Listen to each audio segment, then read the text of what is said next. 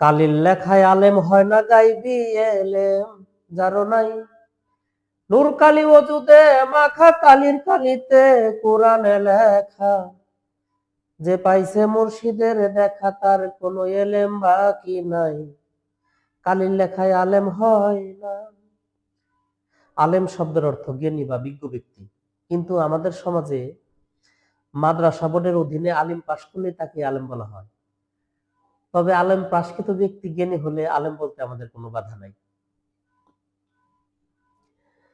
আত্মার বিজ্ঞানী লালন ফকির বলেছে, তরিক দিচ্ছে নবী জাহের বাতনে, যথাযোগ্য লায়েক জেনে, রোজায় আর নামাজ এহি ব্যক্ত কাজ। নবীর গুপ্ত পথ মিলে ভক্তির সন্ধানে, আই গো যাই নবীর দিনে, আই গো যাই নবীর দিনে। শুধু ডিগ্রি অর্জন করলে তাকে জ্ঞানী বলা যায় না। অনেক আলেম শিক্ষিত হয়ে কোরআনের বিনিময় গ্রহণ করে, অথচ সূরা বাকারার মধ্যে আল্লাহ পাক বিনিময় গ্রহণ নিষেধ করেছেন।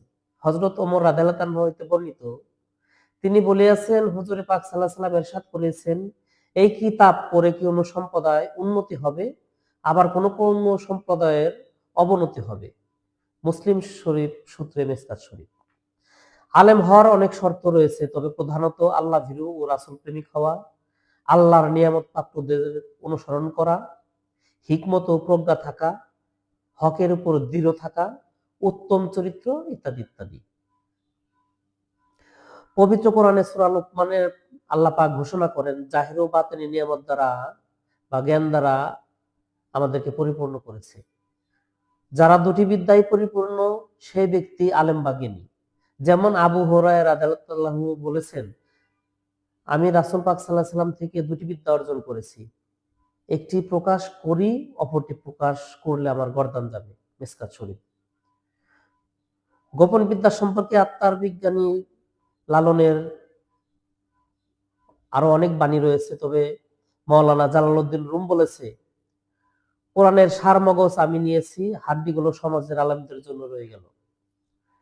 এ প্রসঙ্গে বাউল কবি আব্দুর রহমান বলেছে, কোরআন কেহ পয়রা জ্ঞানী হইল, কেহ পয়রা জ্ঞানী হইল, কেউ শিখিল ভিক্ষা করায় আধ্যাত্মিক ইশারা। আল্লাহর কোরআন আধ্যাত্মিক ইশারা। মুন্সি মাওলানা মৌলভী কোরআন পড়ার করছো দাবি, করোনা পীরের পাইরবি অহংকারে ভরা।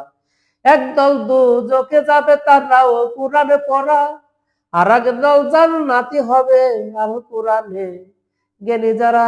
আধ্যাত্মিক ইশারা, আল্লাহর কোরআন আধ্যাত্মিক ইশারা।